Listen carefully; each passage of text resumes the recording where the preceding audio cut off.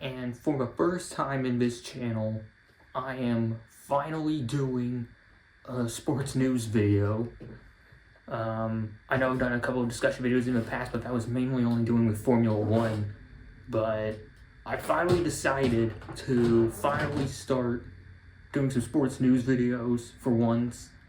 The main reason why I didn't do it sooner, like I probably talked about a couple of sports headlines in my American Truck Simulator videos, but that was mainly like because I couldn't really contribute anything to them besides what's being shown in the headlines. Like I wanted to like go beyond what's being said in the headlines and like just find some more detail, more stuff that can like be contributive to the news, but I wasn't really good at that.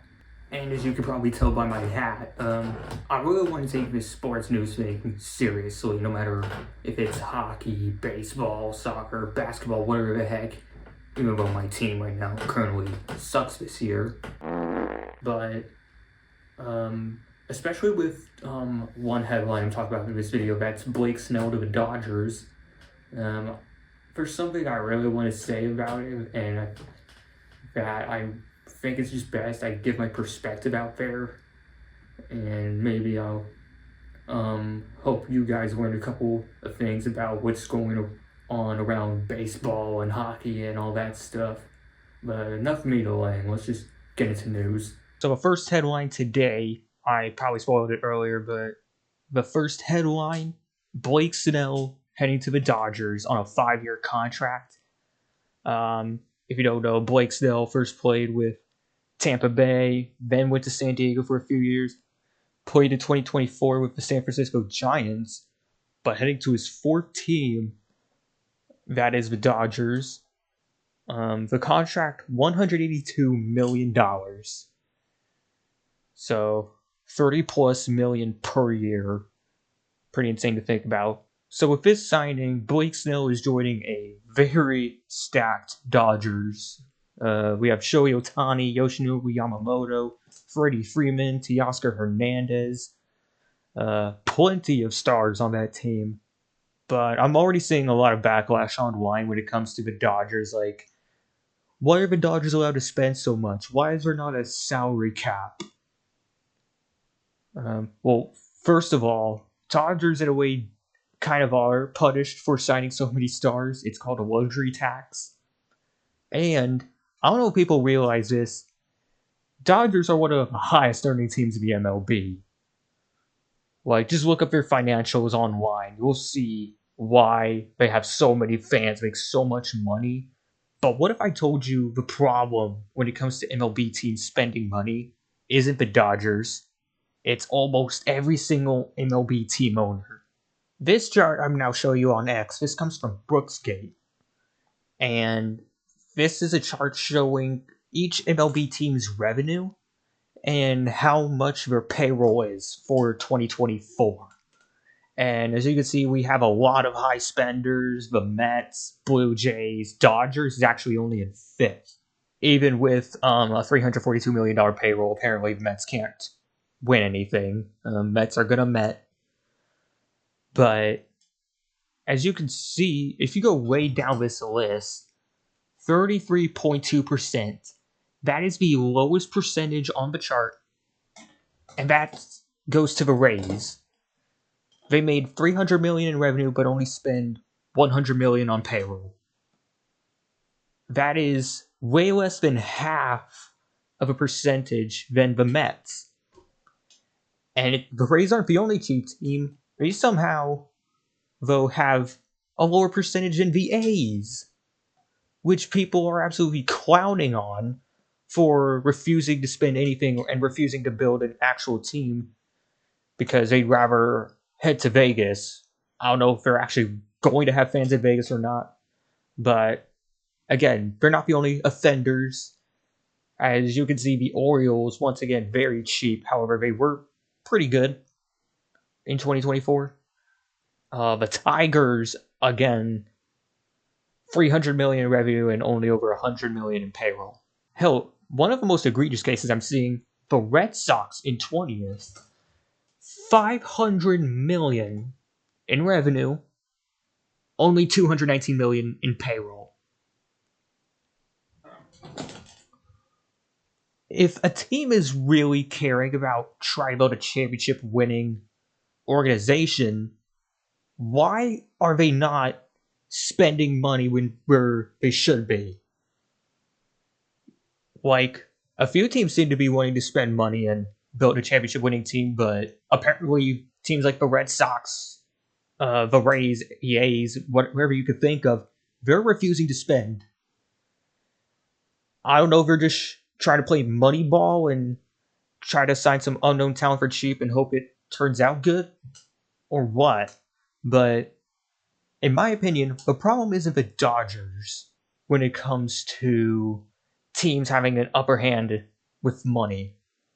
It's like basically over half of the MLB refusing to spend money. Like, only 13 teams on this list have a percentage of 50% or higher. Again, I don't know why people are hating on the Dodgers. Just look at this list and tell me why the Dodgers are a problem when all these teams have so much money in revenue and yet are refusing to spend. I'd love to hear your guys' thoughts on that. But this next headline now comes from the NHL. The Chicago Blackhawks have announced that Luke Richardson, their head coach, has been fired. If you don't know, Chicago Blackhawks are having a terrible season. Somehow worse than my Anaheim Ducks. Right now, the Chicago Blackhawks, let me just find the right line, are 8-16-2. And if you're confused on how to read that, that's wins, losses, overtime losses. His overall record with the team through his 3 seasons there, I think it said, 57, 118, and 15. Not even half of a game's won. They're also one of the worst teams in the league when it comes to goal scoring. Only 2.42 goals on average. That's ranking 31st in the league. That's also pretty bad. And if you're wondering on who's going to take over that head coach spot, Anders Sorensen, he's the coach of the Blackhawks AHL affiliate, the Rockford Ice Hogs. If you don't know, the AHL is the minor league to the NHL. He's going to be, for now, the interim head coach. This will also be, at least according to NHL stats, the first ever Sweden-born coach in NHL history. So, congrats, Anders, on making history with that. And to put into perspective on how bad the Chicago Blackhawks have been as of late, it's not just this season. It's unfortunately been for a few years now. The Blackhawks, especially with the abuse scandal that came out in, I think it was 2021, they have been on a huge downward decline. For reference, this is the expanded standings from Pro Hockey Reference for the 2020 through 2021 season. And the Chicago Blackhawks at the time ranked 21st in terms of overall record for the league. And it gets worse in the 2021 through 22 season. Even when the NHL went back to a full 82-game season after COVID, Chicago only had 28 wins that year and ended up 27th overall in the league. Things got worse next season. The Chicago Blackhawks only mustered 26 wins and ended up 30th overall out of the 32 teams that year. And then it got even worse in 2024 as the Chicago Blackhawks somehow only ended up ahead of the San Jose Sharks, who are an absolute disgrace to the league in terms of overall record, getting only 23 wins. Now, of course, a head coach change isn't just going to instantly have the Blackhawks turn around their season. I think there's going to be a lot more that they're going to have to do to get out of the bottom rungs of the league. And maybe firing their head coach is the first part of it, considering how bad he's been. But now let's get into something I definitely know about.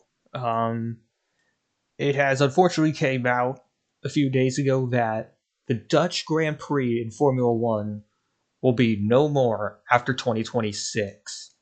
And yes, that key year, 2026, as I talked about in my couple of discussion videos about F1, has came up again. And I'm going to be talking about it a lot more in this video. All parties positively collaborated to find a solution to extend the race, with many options including alternation or annual events on the table, and we respect the decision from the promoter to finish its amazing run in 2026. That comes from F1 CEO Stefano Domenicali. If you're confused about what they mean by alternation or annual events, basically there was a rumor going around that with all of the markets that seem to be popping up for Formula One with its rise in popularity, in order to accommodate all these new markets, they're considering turning some races into alternating races, so like only running on even years or only on odd years. And there's a rumor going around that the Belgian Grand Prix and the Dutch Grand Prix will alternate races. Possibly the Dutch Grand Prix will get even years, Belgian Grand Prix odd years. I don't agree with that decision at all because I think the Belgian Grand Prix deserves to host every year with how historic the circuit is. But there was another problem that the Dutch Grand Prix faced when it comes to alternating races, at least according to the those in charge. This quote comes from Robert Van Overdijk, who said, "We are a privately owned and operated business, and we must balance the opportunities presented by continuing to host the event against other risks and responsibilities. We have decided to go out on a high with two more incredible Dutch Grand Prix in 2025 and 2026. And another thing that was being, or not shown in the article, but I did find out, the Dutch Grand Prix is one of only two European races on the calendar, the other race being the British Grand Prix at Silverstone, that don't get government support. Basically, the events are on their own to market, host the event, and if you don't have government support, as you kind of see with a lot of short tracks here in the US shutting down, hosting races is a lot harder. And with that, the Dutch Grand Prix will be no more after 2026. We'll see if there will be an event that will replace it. This article down here says it's probably going to be a race in Rwanda near Kigali. But there's also Madrid joining the calendar in 2026, and the potential for a Malaysian Grand Prix and a Korean Grand Prix coming back. This is directly from F1.com. You probably heard me before talk about this, the Chinese Grand Prix potentially leaving the F1 calendar and being replaced by Korea in my first ever F1 discussion video. But at least according to F1, China will stay on the calendar until 2030. Formula One has announced a 5-year extension with the Chinese Grand Prix that will see the Shanghai International Circuit remain on the calendar through the 2030 season. The extension follows Formula One's successful return to China in 2024 after a 5-year absence. It's really 4-year absence, 2020 to 2023. Little mistake Formula One made on their end, but okay. Where 200,000 passionate fans attended the race to see Max Verstappen take victory in both the sprint and the Grand Prix. The reason many people thought the Chinese Grand Prix was going to be gone was that Liberty Media probably wanted to distance themselves from China due to the whole Russia-Ukrainian war and how China supports Russia in it, and along with a very negative sentiment against China for their authoritarian communist government. But looks like Liberty Media does not hate China. They're staying on the calendar until at least 2030 unless something crazy happens. So usually, I would say this would hurt chances of other races joining the calendar, which in this case could be both Malaysia and Korea. However, there were some things that I found, at least according to the plannings of 2026 and 2027, and the letter of intent sent by Incheon's mayor in Korea. This is the same source from the Independent in the UK that I used for my first discussion video. South Korean city sends letter of intent to host F1 street race in 2026. But if you read carefully, at the very beginning of this article, it's only like 3 very short paragraphs. And as you probably already know, the mayor of Incheon, Yoo Jong-bok, met with Stefano Domenicali at the Japanese Grand Prix to send a letter of intent. However, there was something in the letter of intent that actually says the Incheon district close to the Korean capital of Seoul is keen to host a street race with a 2027 or 2026 start date, meaning that if the city can't host in 2026, they're actually okay with waiting until 2027 if needed. Meaning that there's still a potential, now with the Dutch Grand Prix gone, and another situation in Spain going on, that both the Malaysian and Korean Grand Prix could still happen. Now, I know I'm using Wikipedia for this section, but I checked the sources for this article. They're all true. Basically, all these races up top are contracted to host a race in 2026. However, there are a few races that aren't contracted to host a race in 2026. I expect a few of these, though, to be renewed. I really hope the Belgian Grand Prix gets renewed. And considering the success that Las Vegas is bringing in, mostly thanks to the casual fan base. Like, I know there's a lot of F1 race fans that don't like the Las Vegas Grand Prix because it's too many races in the US. I completely understand that, and I agree with them completely. However, due to the success that the race is bringing in, I don't see the race going away. I expect them to be renewed in 2026. And as for the Mexico City Grand Prix, I expect that to be renewed as well, even though some rumors are going around that Sergio Perez might not be on the grid anymore after 2024. I still think the race could be renewed. I don't know a lot about people's opinions for the Emilia-Romagna Grand Prix at Imola. Just my opinion, I think it's a very fun circuit to drive on, but I don't think the racing there has been really good as of late. I think for the sake of trying to bring in new markets and bring in actually good circuits that fans really like, such as Hockenheim, for example, I think they shouldn't re-sign with Imola. Just my opinion. You can disagree if you want, but at least according to this list, let me make sure my count is right real quick. According to this list, 21 races are contractually obligated to host a race in 2026. However, as you can see down here, there are 2 races in Spain contractually obligated in 2026. That is both Barcelona and the brand new circuit in Madrid, which I think looks absolutely crap according to their track map. I do not like how the circuit looks, but of course, I don't think Liberty Media is going to listen to me at all. This is going to create a really weird situation because Barcelona is still supposed to host in 2026, but then once Madrid got out there, they also announced that they want to host in 2026. So does that mean we're going to have 2 races in Spain? I don't know.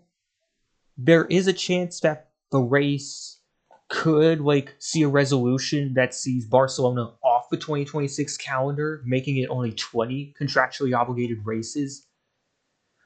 But even then, at least according to what I think should happen with the contract situations, if there is 20 or 21 contractually obligated races right now, And the 3 races I do expect to be re-signed, which is Belgium, Las Vegas, and Mexico. And assuming that 21 races are still contractually obligated, that means that Liberty Media is going to get their 24 race schedule that I'm assuming they want because they seem to want a lot of races on the calendar.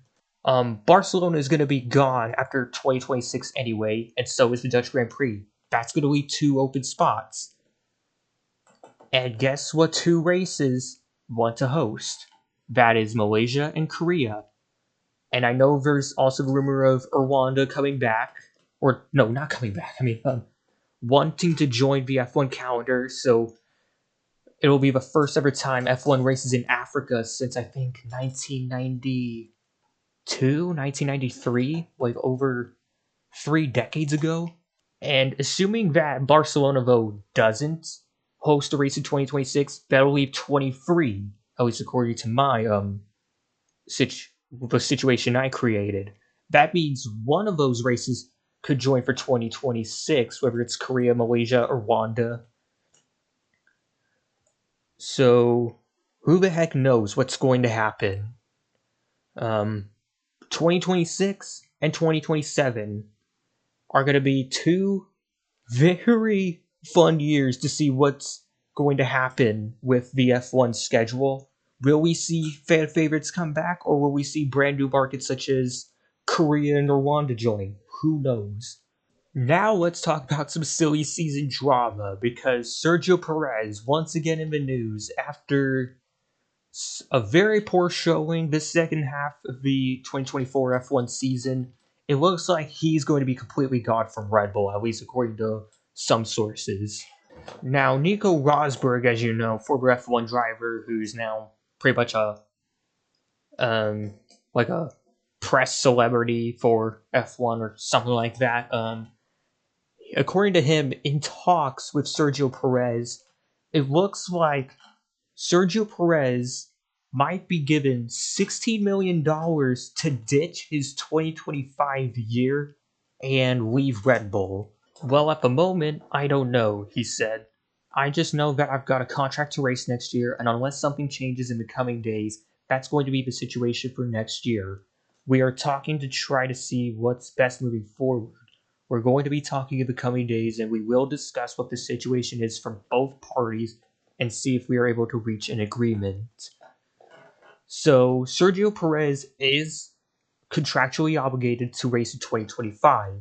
However, due to his very poor performance, Red Bull probably want to replace him instead of let him race. And it looks like, according to this article, $16 million is being wanted by Sergio Perez in order to bow out of his contract. The next question is, assuming that Sergio Perez does get his $16 million and isn't on the grid with Red Bull next year, who's going to replace him? This is another article by Planet F1, and basically what's being said is that William Lawson looks to be the most likely candidate to replace Sergio Perez at Red Bull. In this section, I'm just going to summarize it generally. V-Carb, that's the sister team to Red Bull, seems to be very impressed with Liam Lawson's performance, considering he was called in last minute to replace Daniel Ricciardo after the Singapore Grand Prix because Daniel Ricciardo just wasn't performing. And Liam Lawson has put in some good drives.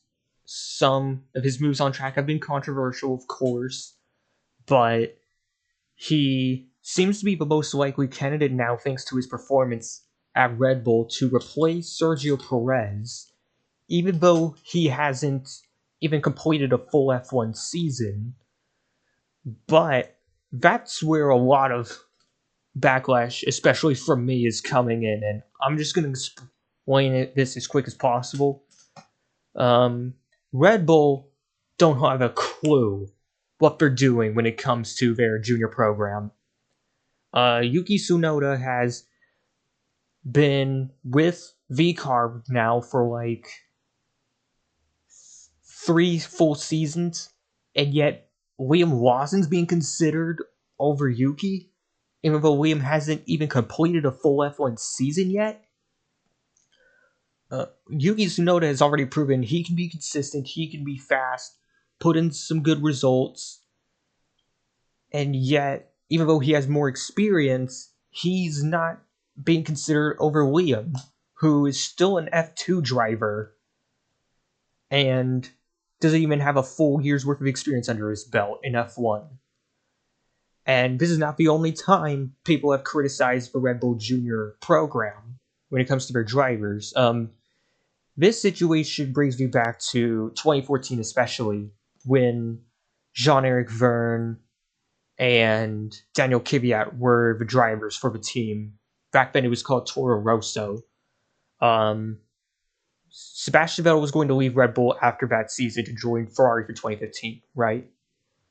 And that means Toro Rosso would have to promote either Jean-Eric Verne or Daniel Kvyat to Red Bull to fill in the spot. Now, Jean-Eric Verne has been with the team for a few seasons and has way more than outperformed Daniel Kvyat that year. But for some freaking reason, Red Bull promotes Daniel Kvyat instead of Jean-Eric Verne, who was way better. And look how that turned out. Daniel Kvyat gets demoted back to Toro Rosso in 2016. Max Verstappen gets promoted, and he becomes a Red Bull legend. Daniel Kvyat doesn't even see the end of the 2017 season with the team. And this whole situation pissed off Jean-Eric Verne so much that after the 2014 season, he leaves for Formula E. He was so pissed with the team that he left Formula One completely for a brand new electric open wheel series. That should show already there how many problems Red Bull have with their junior program. At this point, I don't even know why Red Bull has a junior team.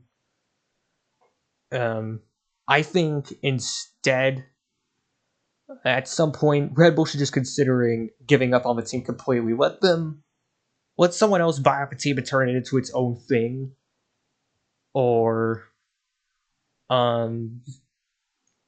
yeah, actually, that's probably the only good option. Just let someone else run the team, run it as its own thing, and especially the fact that VCarb is like the only team on the grid that isn't there to win championships. Whether you're a customer team or a factory team, everyone's on there to try and win a championship, win races, win the constructors, try to do their best. But VCarb, who's only a sister team, can't do that. I don't see the point anymore of that team staying on the F1 grid. But that's my take, my little rant on the Red Bull situation.